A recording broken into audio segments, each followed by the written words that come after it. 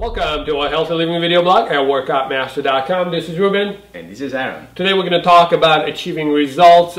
We do work a lot of times with the clients. We do work a lot with ourselves. Sometimes we achieve results, sometimes we don't. And this is a particular topic that we want to discuss today. Let's tear this one apart. Yeah, and the question and the main thing that we want to address is that why is it that you achieve results oftentimes and sometimes you don't? I think it has to do with the approach that you use with a client, a friend, or whoever it is, or the approach that you use with yourself. So I like to classify, like I was talking with Aram earlier, and I like to classify, let's say, in two different categories. I do things out of love and fear, and I do things out of pure understanding that has nothing to do or has no relationship to the fear or the love or the attachment that I might have to something in those two regards.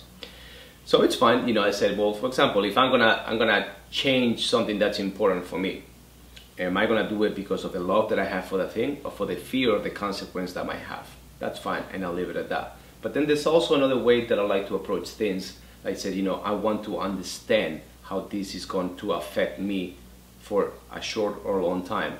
The attachment to it or the outcome of it, whether it's based on fear or love, I don't think that exists in that perspective. I just do it because the pure enjoyment of understanding how it works and how it can achieve something by looking at it from that perspective and create result is what I love. Do you think like understanding on it, if you do it with understanding, would it possibly give you love? When I do it with understanding, I embrace it for what it is. I don't think it's love or fear, it's just I embrace it. It's okay, it becomes part of me.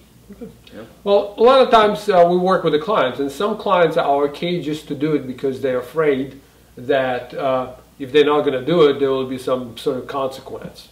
So let's say you come to the session that you have to pay for, and unless you show up, you're going to end up paying for it. That's like a fear of losing money. Or a motivation not to lose money. For personal training, that's pretty classic, yeah? Yeah. A lot of times people come because they pay.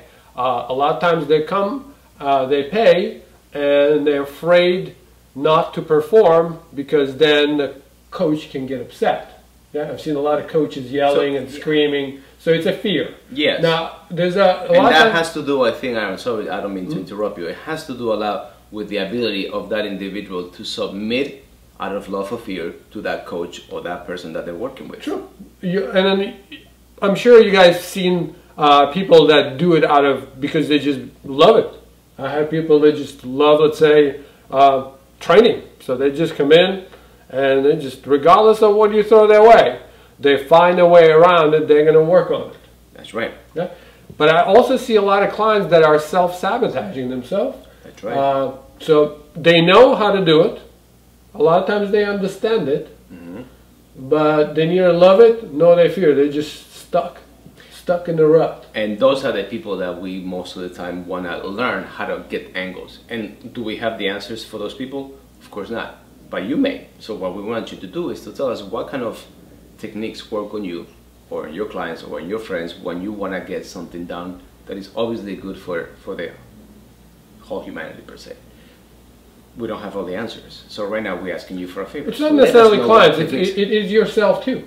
Absolutely. A lot of people that listen to our video blog not necessarily have clients, they're not in a profession, but everybody has something they need to be working on. And they understand what motivates them, what doesn't motivate them, Exactly. to what they succumb and to what they overcome and what kind of energy or for what kind of system they approach it to get what they want. Yeah. Like I said, I'm not a submissive person. It's just not going to happen anytime soon. A lot of times I know what I need to do, but it has to be on my own terms.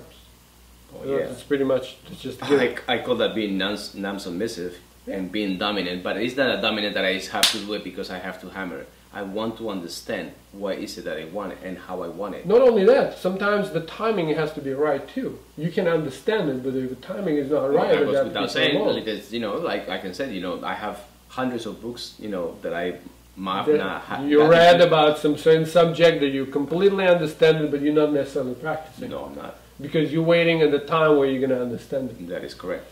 I'm, so a lot of times, it's not that I'm waiting for the time to understand it. I'm waiting for the time to put in practice. Yeah. Yes. So sometimes there's some things that you can do to trigger it and start practicing right away.